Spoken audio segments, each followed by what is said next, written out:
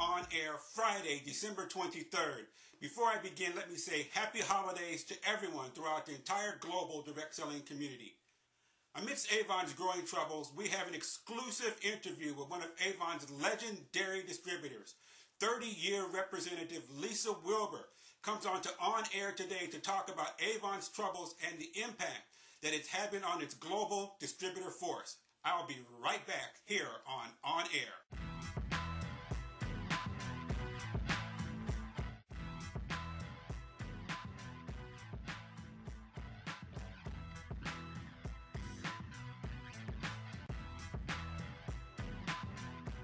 When my mother used to sell Princess House. Joined them way that night. Norma siempre vendía cosas de Avon.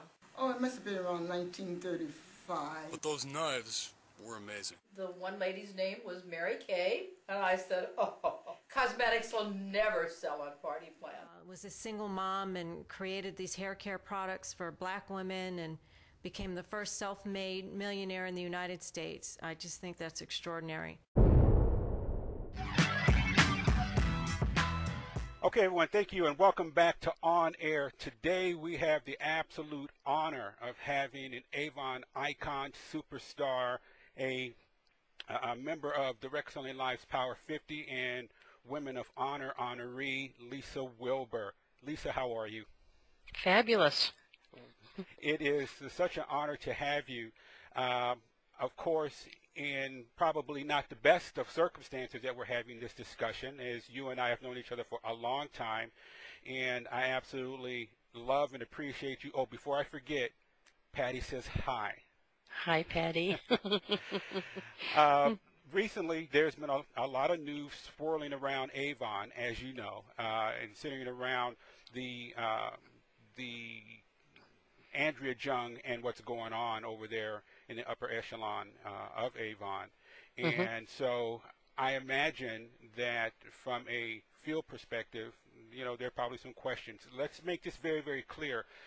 Lisa is not here to represent AVON corporate in any way, shape, or form. It's not our intention to get her to do so. We're not looking to throw anything at her that would put her on the spot.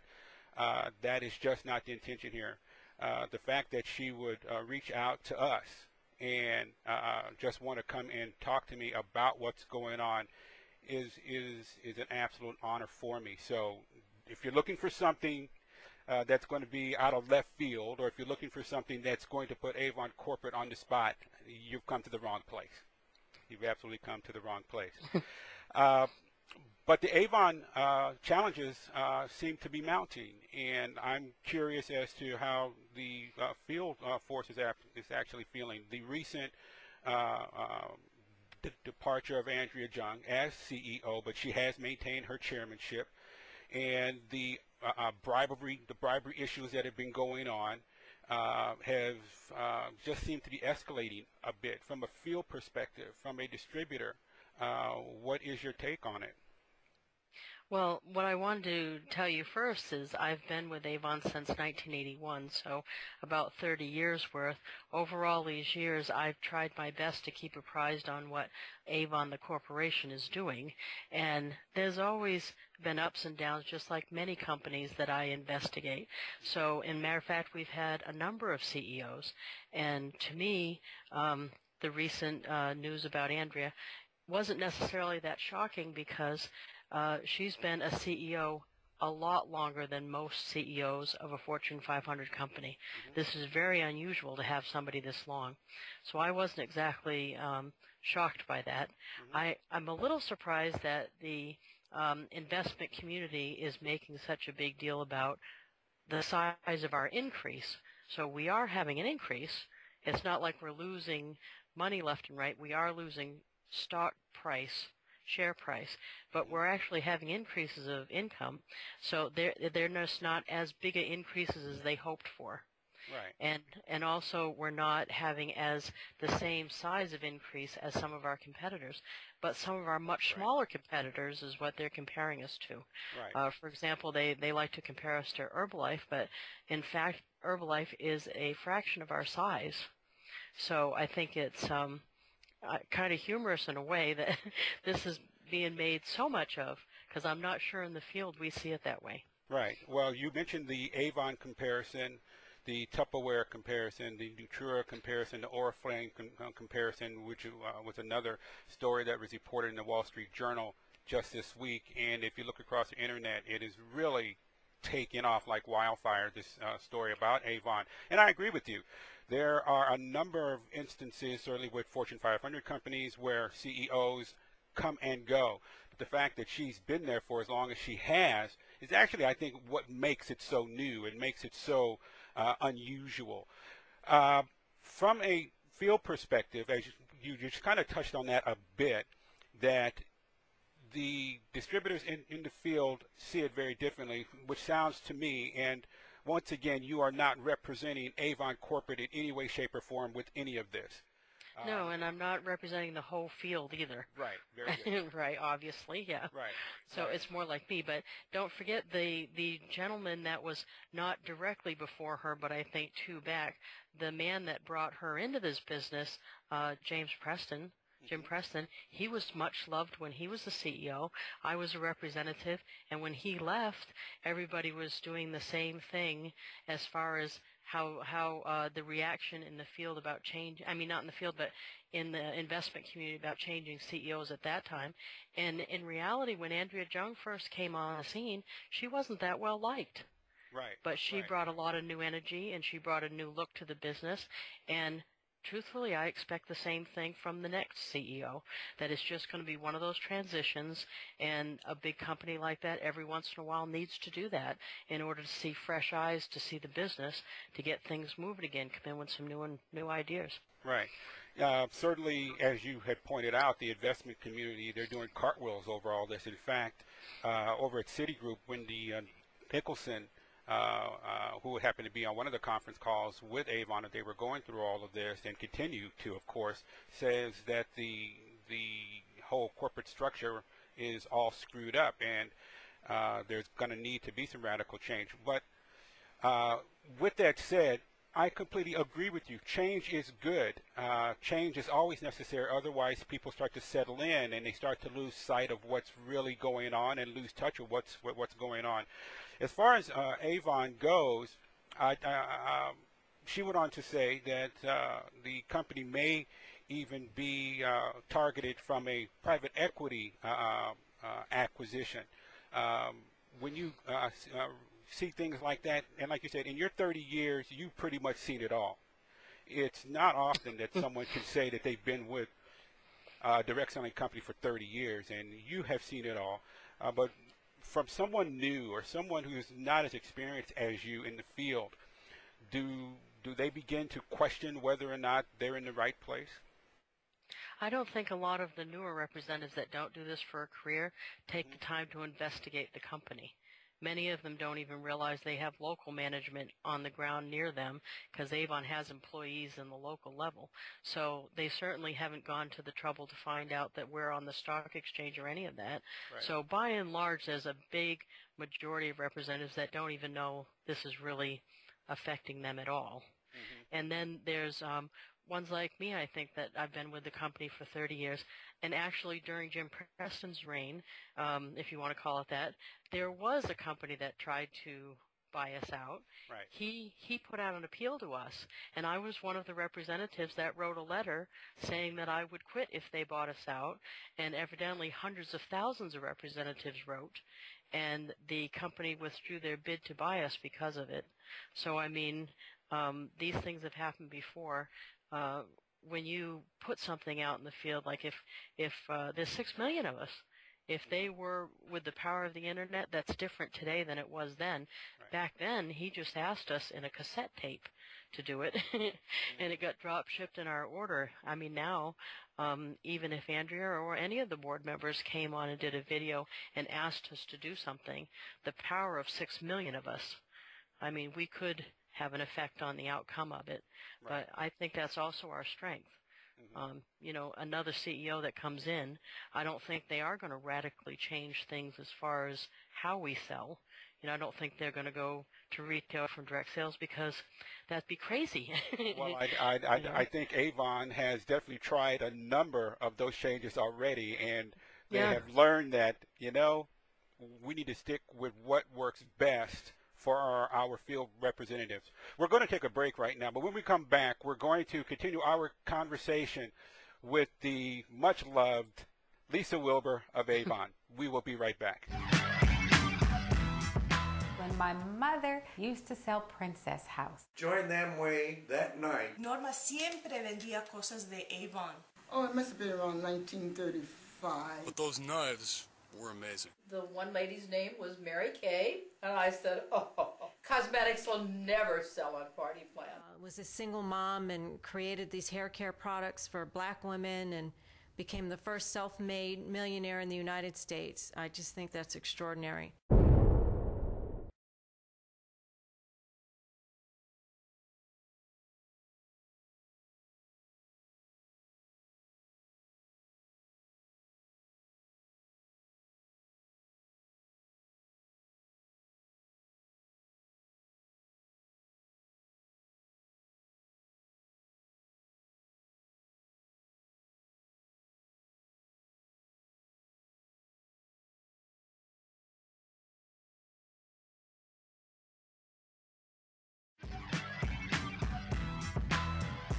Okay, back to AVON with Lisa Wilber. I've known Lisa. Lisa, how long have I known you now? 5, 6 years, 7 years or so? I think so. She is just the HWA event. Yes. Lisa is just one of the most beloved people you will ever want to meet. My family, we just hold her in the highest esteem, and we know her a bit personally, and we're just so pleased to have her here on AIR.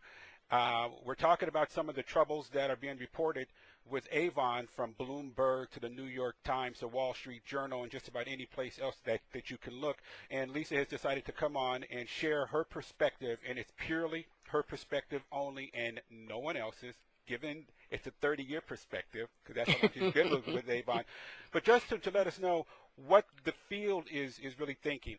One of the more recent stories around the whole AVON issue has been that they are having challenges from a cash flow standpoint, that they might not be able to fully dividend with the free cash flow because there is a lack of it. From an AVON distributor perspective, I imagine a number of you have stock. So granted, it might not change the way you do business, but there are stock issues, like you said, for some of you who've been around for a long time, not necessarily the newer ones, but for some of you, when you see that they may have problems with paying out on dividends and things like this, how does that make you feel? They haven't missed paying a dividend all these years. They've just had the stock price itself has gone down. And actually, a lot of the full-time AVON representatives did purchase stock so we can follow the company. I don't know if all of us have a big investment in it, but all of us have some, so that we can follow the news and get told. I think it is hard for me to see the entire picture, so I don't know what to say about the necessarily the cash issue or the China issue, because from my point of view, all I see is the U.S. business, and we're one of 100 countries that AVON has in their portfolio, and their business, of course, is $10 billion, and I only see the U.S. part. I do know that in the U.S. market, they've had complaints. A lot of the analysts wrote because we're a mature market, but I have seen them since, I would say, early last year. They had a big shake-up of the corporate management and the U.S. business. They brought back some very dynamic people that were in the business before and did very well. I see things turning around myself. I had decreases for the last 3 years. I'm all of a sudden in the last 3 months seeing my numbers go back to what they were in 2007, which is fabulous.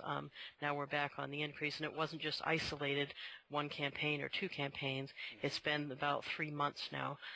They've solved a lot of the issues. They did a lot of changes that we'd been asking for since the beginning of the network marketing thing. Introduction when they introduced it in 1990. we've asked for these changes, and all of a sudden they did a sweeping change. And also they went from a lot of employees, they cut hundreds of employees at the local management level, and in my opinion, invested that back into the network marketing part.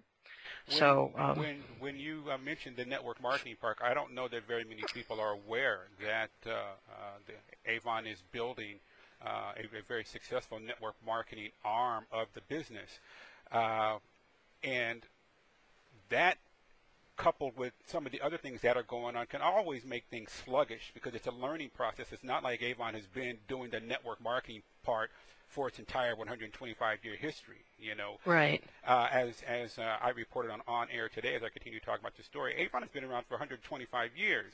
And, of course, these sorts of things are going to happen. It's just always a shock to the system, certainly the direct selling system, when the biggest company in direct selling goes through something like this.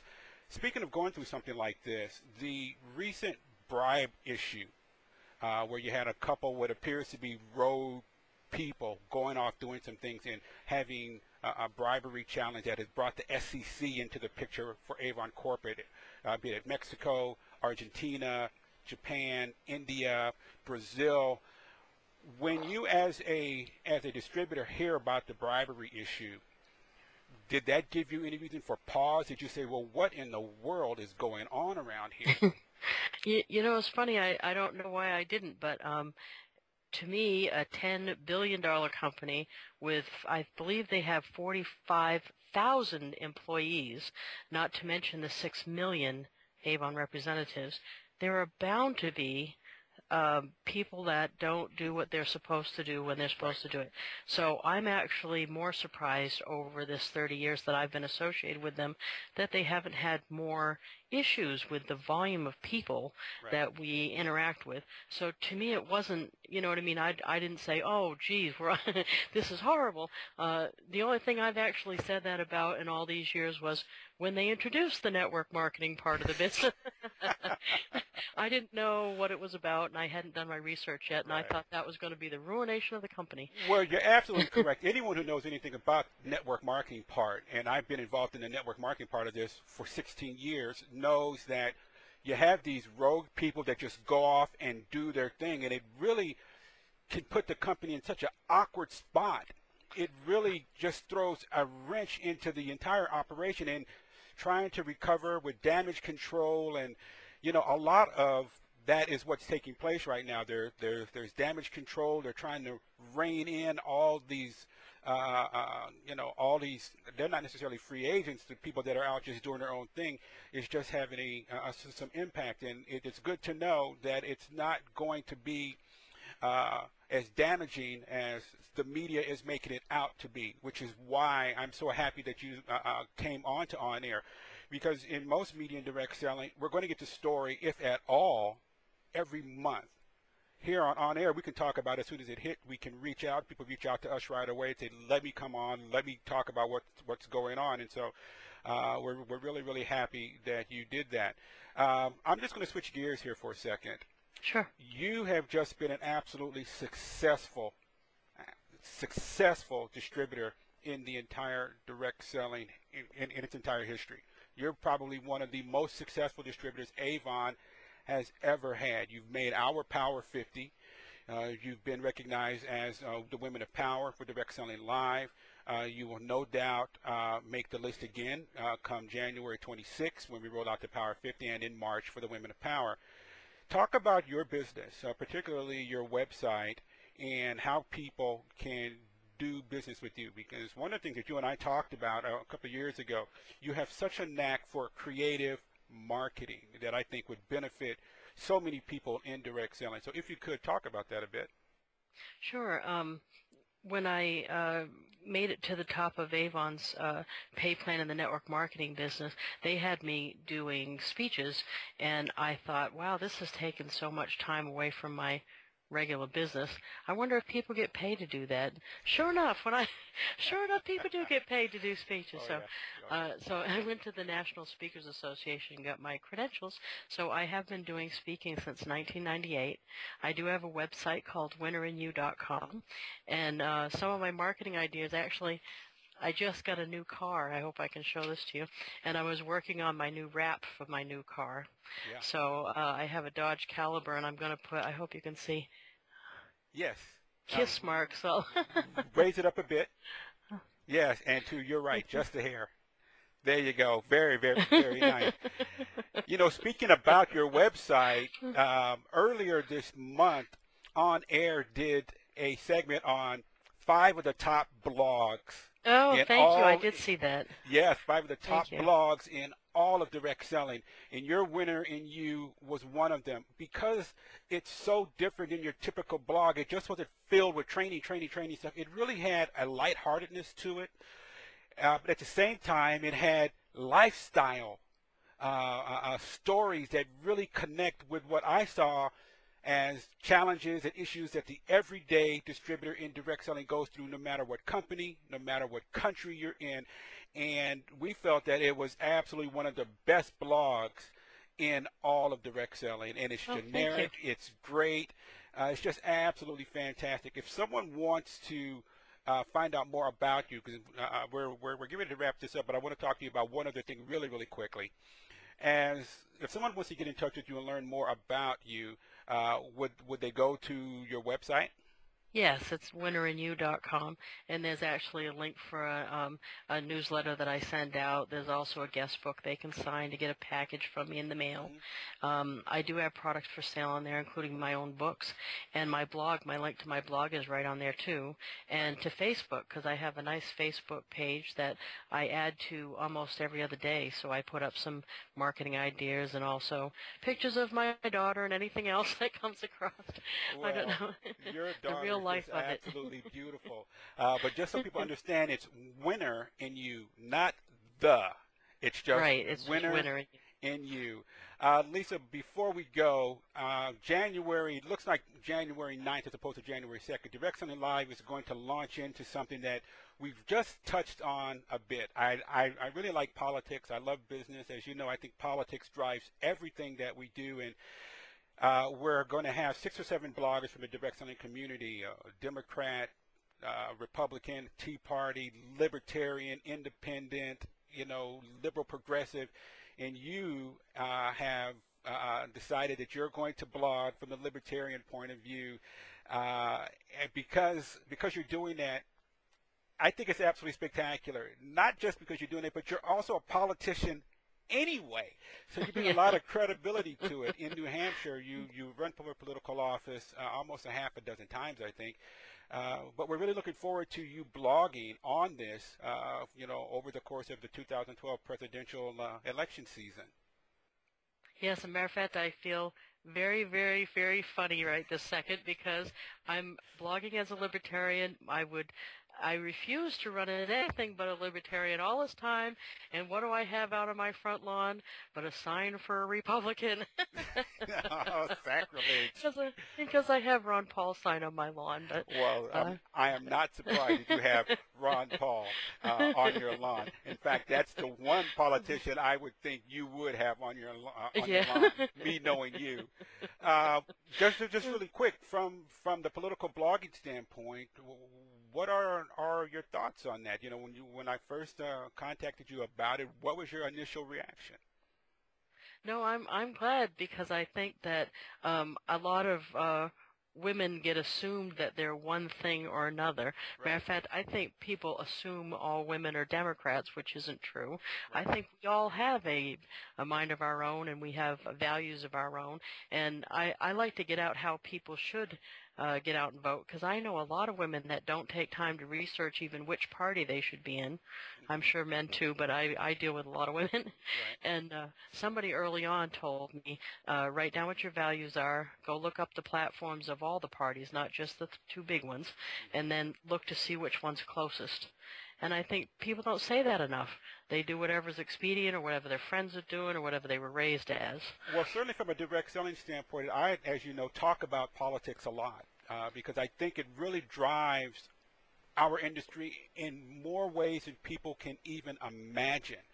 I did a a recent story on the DSA's Political Action Committee, and lo and behold, Joe Mariano, the president of DSA, called and wanted to talk to me about it and me running the story and just saying, keep up the good work. Because from a direct selling standpoint, we need to somehow create that voice that allows us to speak so that politicians pay attention to our community so that we can get the things that we need done and the protections that we need to have put into place. And that's really in large part what this is all about, raising the voice politically for direct sellers. Of course, it's going to be totally unwieldy.